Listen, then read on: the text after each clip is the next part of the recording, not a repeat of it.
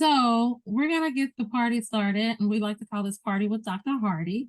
And we'll talk a little bit today about our Preparing Future Faculty and Professionals program, which is an opportunity for you to learn a bit more about academic and non-academic fields and to gain some insight into those different areas. And also, it's an opportunity that is free for you. So I really hope that everyone here decides to take advantage of that and this very free and open to everyone opportunity. So I'm going to go ahead and share my screen so that everybody can see what I got going on. Everybody got it?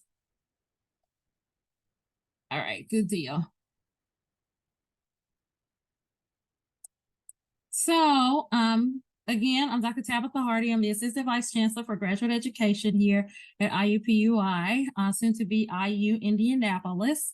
And so one of my roles is to also direct our Preparing Future Faculty and Professionals program. It's kind of a tongue twister, but I get used to saying it, and you will too. All right, so what is PFFP? So in the beginning, this PFFP program started just as PFF, Preparing Future Faculty, and it started by the Council of Graduate Schools in 1993 and the Association of American Colleges and Universities. It was developed then to address the mismatch between doctoral education and the needs of colleges and universities that employ new faculty. So what they found was that they were preparing people really well to go into research areas and to carry out their scholarly agenda, but not a great job of preparing them to be faculty members and all of that, all of what that might entail. So PFF was launched to provide an alternative model of faculty preparation that would not only prepare people for their scholarly agenda, but for other roles within the faculty as well. But what is PFFP? So PFFP not only thinks about our folks who are going to go into faculty roles, but also professional roles as well. So it's designed to introduce you guys to the full range of professional responsibilities in research, teaching, and service for folks who are interested in the academy, and then professional career options for those who are interested in non-academic careers. So what you'll see in a future slide is kind of this track for PFF, people who are thinking about faculty roles, and then PFP, people who are thinking about non-academic careers. So at IUPUI, PFFP began in the 2012 academic year, and then it basically had the goal of partnering with departments, industry, and community partners to assist participants in exploring and getting those skills that were needed to get those academic and non-academic positions. So with the PFFP program, and Lauren's going to put into the chat our website, we offer events that are focused on teaching, research, service, and then organizational and business and professional development. Now, there may be some of you that are here that have teaching assistant roles, and probably you may or may not have had that much training in being a teacher. So a part of what we do is offer some of that training as well through our collaborators with the CTL, the Center for Teaching and Learning, and through networks like the CERTL Network.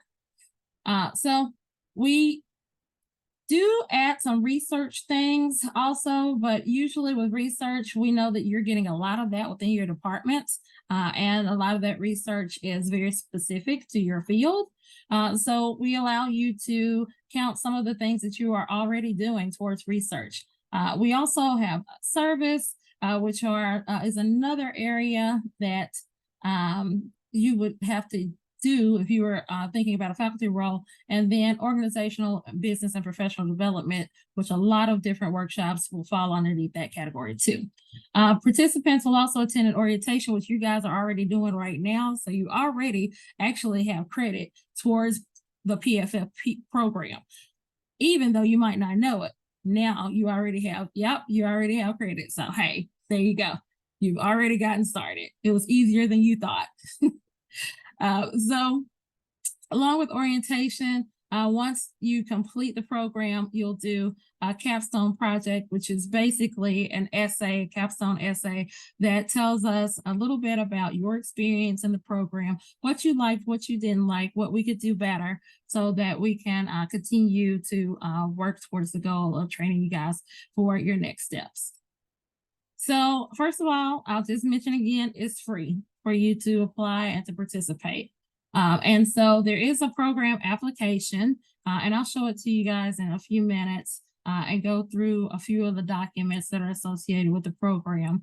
But the application is completely very easy to complete. It only asks really for your CV, which you already have, and then for a letter of recommendation from a faculty member. Doesn't have to be your primary faculty member, doesn't have to be your primary mentor, just a faculty member. And we'll admit you as a scholar. We haven't not admitted anyone yet. The most that we've done is if a letter of rec came to us and it had the wrong name on it, or it had, that does happen, or it had the, didn't specifically say it was for a PFFP, we would ask for a different letter. That's about the most that we've done. Then we'll add you to our Canvas site. Our Canvas site is a treasure trove of resources. I actually just added or had Lauren add a resource today on interviewing and how to share your share your transferable skills in an interview. So lots of things on that Canvas site, but the most important things for you guys is that your documentation card will be there, and then also the essay can be found there. So you will document your own attendance and participation in PFFP workshops and professional development opportunities, and then we'll work to complete those requirements. And I will show you guys what those requirements are in just a second. So after that, you'll complete that capstone essay that I just mentioned. We'll upload it to Canvas, and you will earn a program certificate of completion and a badge. So we actually just had one student completer that finished his PFFP program and came by earlier today to pick up his certificate. That's Raphael down at the bottom. He'll be talking to you guys in a few minutes about his experience. And then at the top, we have Dr. Danique Gengeli, who felt like this program showed her that she did not want to teach, but she did like academic roles. So, so she is in a non-teaching academic role right now in the School of Medicine. So how do you apply? First of all, this program is open to grad students and postdoc fellows. So if you are a postdoc or a grad student, yes, definitely apply. And it will definitely help you gain some insight. So this link is a link to application. Lauren's going to put that in the chat as well.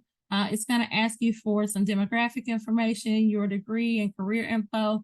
It'll ask you about our mentoring program, which we have a number of programs that go through our Graduate Mentoring Center.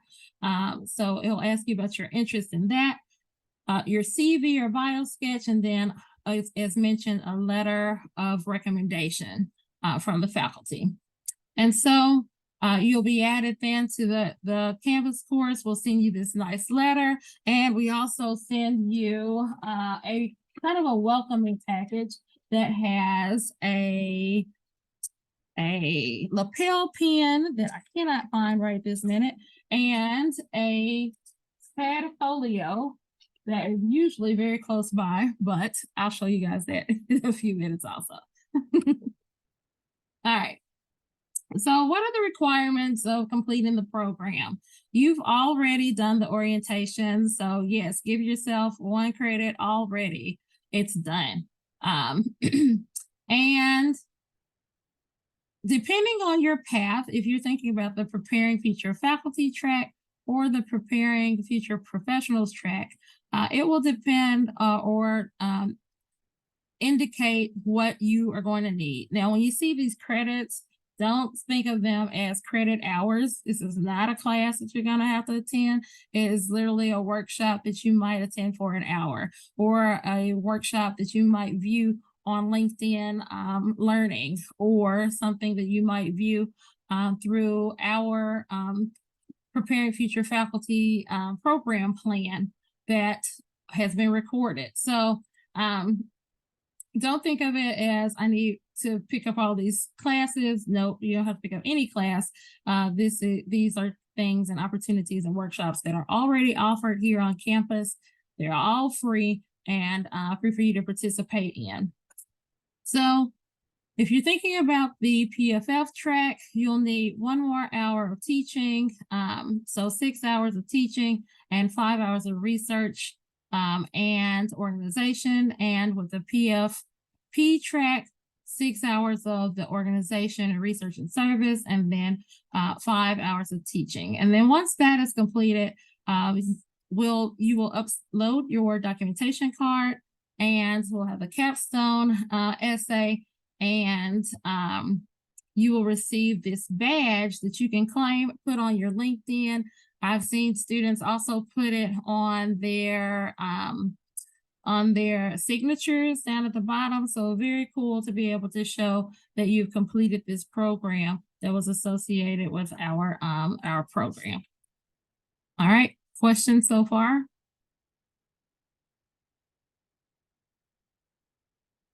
Go ahead, Janelle. Teaching, can you describe the teaching portion of it? Are you actually going and teaching? For some of us that are not, like, the grad. Yeah, no, absolutely not. So I have had some folks that have inquired about teaching opportunities, and we have tried to kind of facilitate those when we could. But no, these are workshops that would go through our CTL. So a lot of it has to do with designing courses or participating in our grad chat program. And I think one of those sessions is on AI and how to best utilize it. So it's very practical and thinking about even your role as a professional, when you may have to teach or mentor someone in that capacity. Okay, awesome. Thanks. Yeah, no problem. So you will find these workshops and events using the PFFP program plan. And I'll click on that in just a minute and show you that as well, because it's already populated with a lot of different workshops that you can use. So you don't even have to go looking for things. We look for it for you and put it on the program plan so that you can have access to that. And then you can document your attendance using the documentation card. This is an example of someone's documentation card that did a great job. It was really pretty. So I was like, oh, let me put this one up.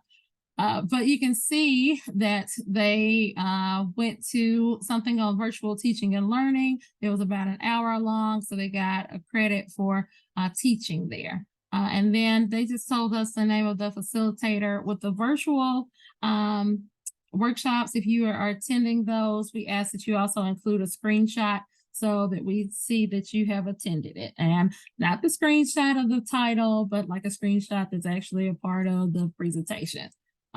We trust y'all, but we just want to make sure. So you can also see this person attended something on the basics of EndNote and got some research credit for that, and got the facilitator's name there. Okay, so very easy to kind of document what you did and utilize it to complete the program. So once you've completed the documentation card, got all your credits in, or if you even think that you're there, then you upload the document to Canvas, and I take a look at it, let you know if you need anything else. If you do, it's usually something very quick that you can get, and then you can complete the capstone essay. All right. So One of the things that I think is a benefit of the program is that there's no real timeline for completing the program. So if this semester you say, okay, I did the orientation and I'm going to do this workshop, and then something comes up, then you definitely don't have to spend or engage hours and hours this semester if that's not what you have. Okay. So it's very flexible. If you have the time and when you have the time, then you put those things on your calendar, attend, and get credit for it. I've seen people complete the program in the semester. I've seen people take longer, and I've seen folks that started it, stopped, continued it, and just did it at their convenience. Perfectly fine, whichever way you want to do it. I think the program offers a lot of flexibility. So once you do all of this, we kind of talked a little bit about the flexibility of the program, and I'm gonna let Raphael go ahead and talk because I'm losing my voice. I need to get some water. What do you want me to talk about, Dr. Hardy? Hi, everybody, by the way, Raphael. Hey, Raphael. Talk a little bit about your PFFP experience, what you thought was good, and why you think people should get involved in PFFP. Sure. So I think I heard about it through you about like a year and a half ago. Either I was talking to you about something and you brought it up. I'm like, oh, that sounds like a good opportunity. So it took me about a year and a half, I think, to finish, more or less. And really why I did it was because it, to me, made a lot of sense to do. One of the things they don't really tell you when you're starting a PhD is that you're really mostly just doing research and you're really just getting trained to be a researcher. But there are many facets to your role as, you know, an academic, or if you're going to go into, you know, policy or industry for that matter, right? There's a lot of aspects of what you do. You may be a teacher, you may have to be good with communicating with other folks and having soft skills. And there's no real structured way to do that in a PhD, which is, I think, where this program really comes in handy because it gives you that structure. It gives you these various opportunities to, you know, round yourself out. And you have a lot of flexibility in what you choose. So I really went down the teaching as research route. So a lot of my credits were in that space, but also some other stuff related to, you know, equity and diversity, equity, inclusion, and other topics. And it honestly was really worthwhile to me. I would recommend it to anybody who wants to do something like this. I think it's a very good use of your time. And like Dr. Hardy said, you can schedule it on your own schedule. Like how many, I think I did maybe one or two seminars or webinars a semester, I think is what I did. I think I took a break in the summer, but that was just because of my fellowship. But it's very manageable. And one big shout out about PFFP, the Excel sheet is immaculate. Like there is a big Excel sheet that you'll have access to. And they do a fantastic job of putting all the events that are available at the beginning of the semester. So for me, being a big planner, I would go to that Excel sheet at the beginning of the semester and see what was available and would pick and choose a couple that I thought would work for my schedule, and I would just put it in my calendar and I would enroll. And if there isn't something in there and you like it, well, they're very flexible. So I took a big teaching as research short course, I believe last semester, that wasn't on the Excel sheet, and I ran it through Dr. Hardy, and she was like, yeah, that's perfectly fine. It meets the criteria and you're good to go. So it's very flexible. So yeah, that's generally my experience. Do it, good use of your time. As somebody who just finished it, is very worthwhile. Awesome. Thank you so much for sharing, Raphael. We appreciate it. So I'm going to share my screen again, but I'm going to share with you the PFFP website and share with you some of the things that he talked about, like that big spreadsheet we were talking about.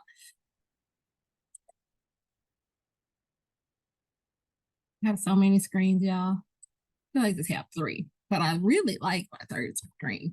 All right, so this is our website, the PFFP website, and Lauren has put that in the chat for everybody. So if you take a look at the website, you'll see a running list of events that are coming up, including the orientation that you are in right now. And we also have this linked to any of the events that are going on for the entire school. So definitely take a look at that. What you'll also find here is the breakdown of the PFFP program and the different tracks that I showed you guys previously. You'll find the application link that's right here, and then also a link to the program plan. So this is our program plan, and yep, it is a big spreadsheet. I'm gonna try and make it a little bit. Oh, nope, I don't want to do that. Gonna make it a little bit smaller, maybe. Nope, it's not gonna let me. Okay. So I'll zoom out a little bit so you can see some of it. Okay. So here's our PFFP program plan. It offers different things from different people. I'm gonna go to the entire one for spring 2024. Yeah, give me a second, so take a minute. And so you see that there's already some things that are populated there from successfully landing your first job, which is a recording that you can use that will count towards 1 competency unit for organization, that research or an organization one. And so you can scroll down. These are all things that are going through our CERTL network that you have access to. All you have to do is put in your IU email address, and you'll have access to our CERTL network. And I'll talk a little bit more about that. There are some things that are going on through IUPUI, so a student disabilities panel that we will give you credit for through the CTL. Lots of different things on teaching, and we collaborate with them often on different workshops. So what inclusive instructors do and what students say they do. So you can go and sign up for that. It's on Zoom, and you click this link, it takes you to the registration page. So they make it very easy for you to find things that you are interested in, click on it, and then get some register for it so you can get PFFP credit for it. So things from the FAPDD, promotion and tenure track research. So this one is from CareerX to the School of Medicine. Interviewing is a 2-way conversation. So just lots of different options here. We also have it broken down in teaching and research. So just say, hey, I got a bunch of stuff in research, but I need to get some more in teaching. You can click there and then get links to some of the teaching workshops, and this is updated constantly, right? So Lauren goes in, she updates things, she moves things to where they need to be so that you guys have access to it. And so here we go on research. So you can find things from grad grants there. And sorry, I'm taking y'all fast. It's moving. And introduction to funding databases, and anything else that we have that's on research in general will be under that research one. And then anything that falls under organization. So if you are looking for something that in particular, saying that, hey, I got a lot in teaching, but now I need to get these organizational credits, you can click on that tab to get that as well, okay? And someone asked about about a course, how long does it take, does the whole course take? So you don't necessarily, have to, it's very self-paced, and you can do it. I've seen people do it in a semester. I've seen folks do it and take a year or a year or two. So it's really up to you entirely. All right. So I'm gonna stop sharing this screen. And are there other questions so far? Yes, I have a couple. So the first one, what is, you said I mean, this doesn't have anything to do with me, I'm sure, but CV, or what was that, bio something? BioSketch. Yeah. So basically it's a resume. Oh. But with the CV, it's a curriculum vitae that kind of gives more detail of what you have done as a student and what you have already completed. So very similar to a resume, a bit longer, usually, because it encompasses everything that you've done. Right. Okay. Yeah, I have a Mhm. CV. I just never heard of the bio sketch thing. Yeah, BioSketch is used often with biomedical students because they have to have a BioSketch for grant funding. Oh, okay. Mhm. Okay. And then two other questions. One, with the badge, do we have to finish it this semester for the badge to say IUPUI? Obviously, yes. No, well, okay. Okay, probably through the summer it will say IUPUI. In the Okay. fall it will more than likely change to say IUI. Ugh, okay. Yeah. Or IU Indianapolis. Hey, look, I'm just saying. Okay. Okay. I know. Got you. All right. And last thing, sorry, everybody. Last thing is I am in the ESIP program. How much Mhm. does that overlap, or what does that look like? It's only me here, but what does that look like? Can I double dip or Yeah, no? there is some overlap for sure. And yes, I already told those folks that we would count your that credit for PFFP as well. So I don't Perfect. Thank know you. if they did relate that to you, but I'll tell you, yes, we'll count that for PFP as well. Perfect. Thank Yeah. you. Yeah, no problem. All right, so I'm gonna share my other screen again. And feel free to stop me at any point and ask whatever questions you have. I'm good at like kind of navigating those questions also. All right. So I'm just gonna show you this certificate again because it is fantastic and wonderful and fabulous and wall ready. So ready to go on your wall, ready to hang out on your refrigerator as you complete this PFFP program. All right. And Raphael already talked a little bit about why you might want to participate, but if you need some more convincing, we do help you explore a full range of career options and responsibilities and mentoring in academic and non-academic careers through year-round programs. So we even have some things that are going on in the summer. You can gain insight into academic and industry positions. You can observe and experience faculty responsibilities. You can get career coaching and mentoring, and then you'll have exclusive access to our workshops and events.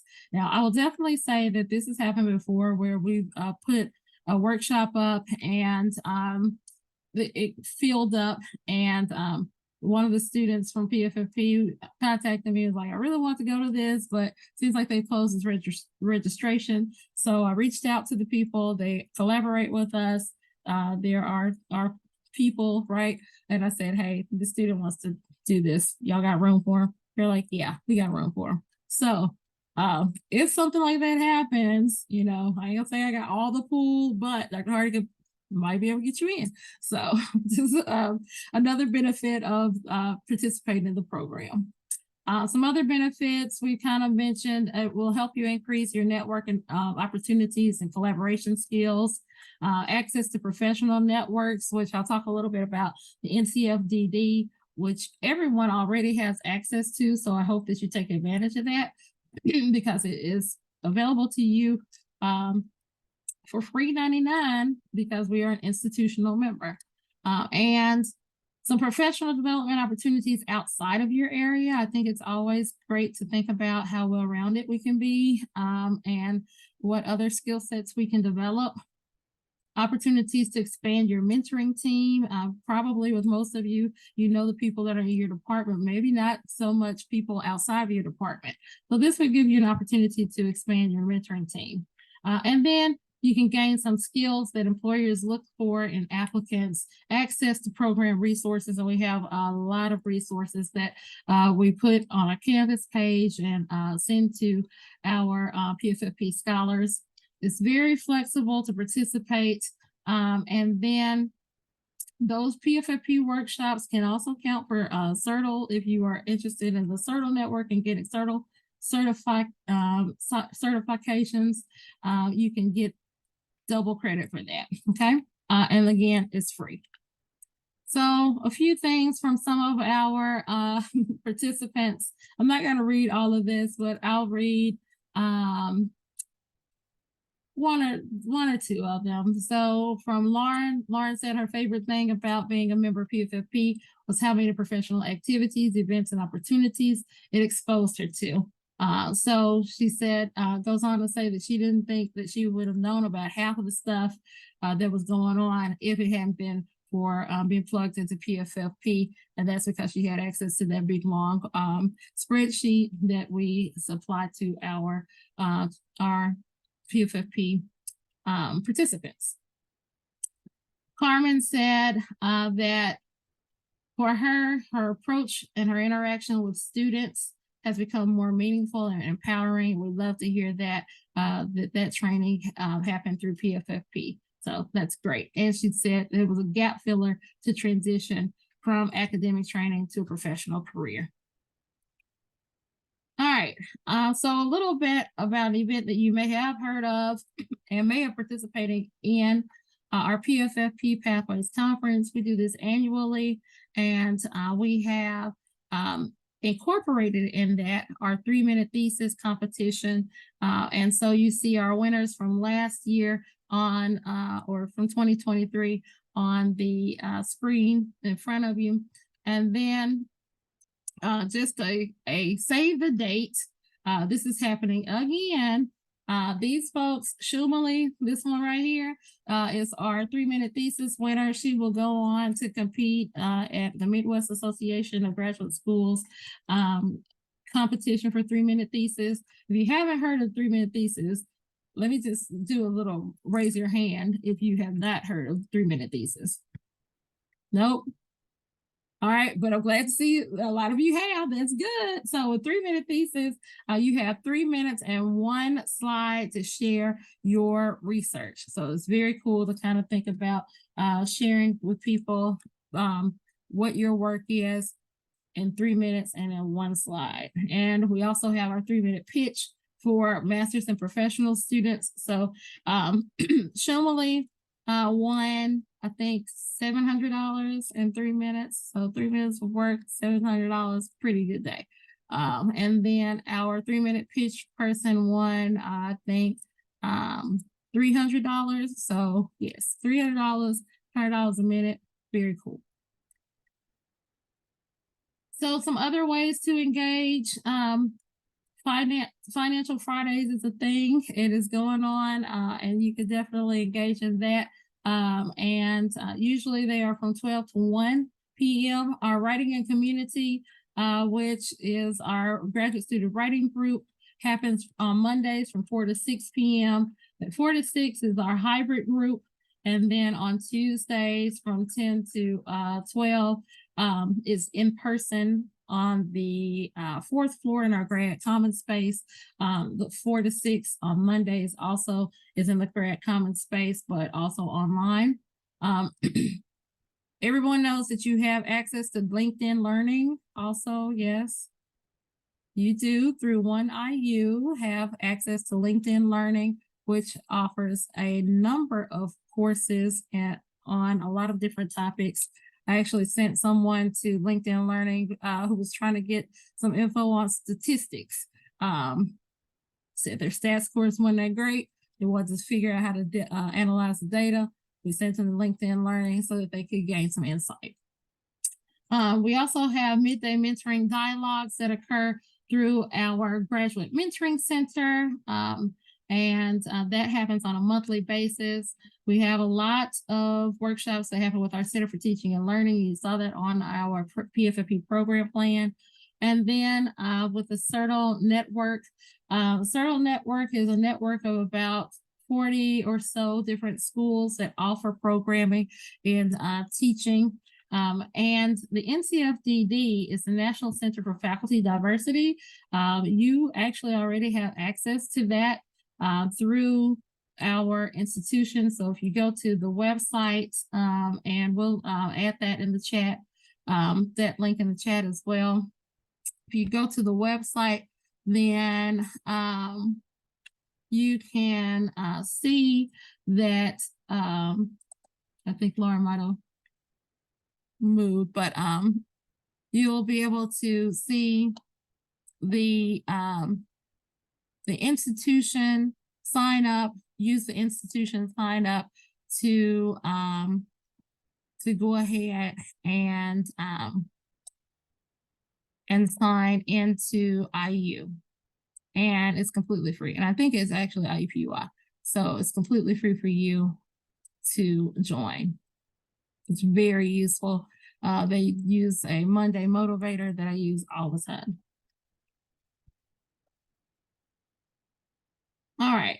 So I'm gonna take some time to see if you guys have questions. Lauren is my graduate assistant, and she is the one that usually answers the PFFP emails. If there's anything that she can't answer, then she sends it to me so that I can answer it. And I mentioned when you join the program, you get a lapel pin. There. It does say PFFP IUPUI. I'm trying to get rid of these. Okay, I got it. You know why. Everybody knows why. And then a fantastic portfolio that really is pretty wonderful. And yep, pen. It's so handy. So, and it looks leathery, leather bound, very nice. So that is a part of what you'll receive just by applying and being accepted to the program. And like I said, Dr. Harder doesn't be like, no, you can't, no. We want everybody to come and join us, share it, and tell your friends. All right, so stop sharing the screens and see what questions you guys have.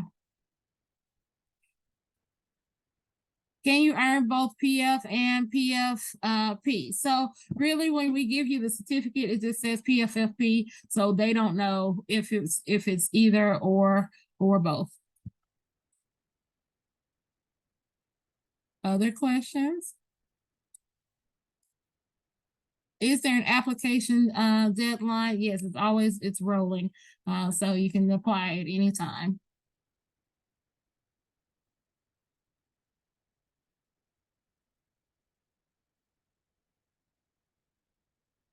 Awesome. Yes, and I'm expecting to see lots and lots of applications.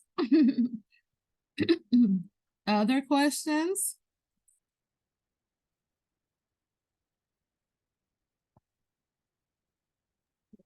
Yes. What do you all track?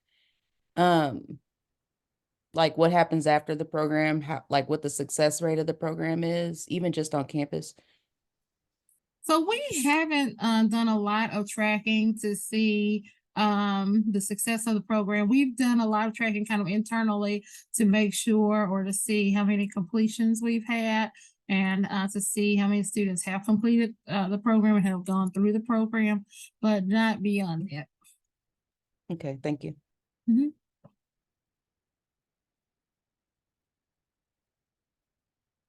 Other questions?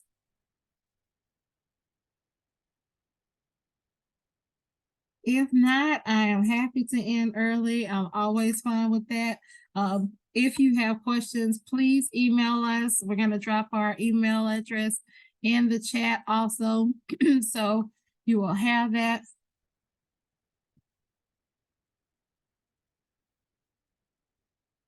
And we have a fantastic LinkedIn page that you can follow us on and learn more about our PFFP program. So definitely follow us on LinkedIn.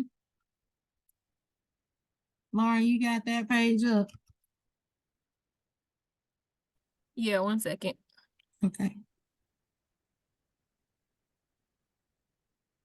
I might be able to find it. No, I got it right Thanks so here. much. You got it? Okay. So Lauren's gonna drop that in the link in the chat so you guys can join us and follow us on LinkedIn. And we look forward to receiving your applications. Thank you guys so much for joining us today.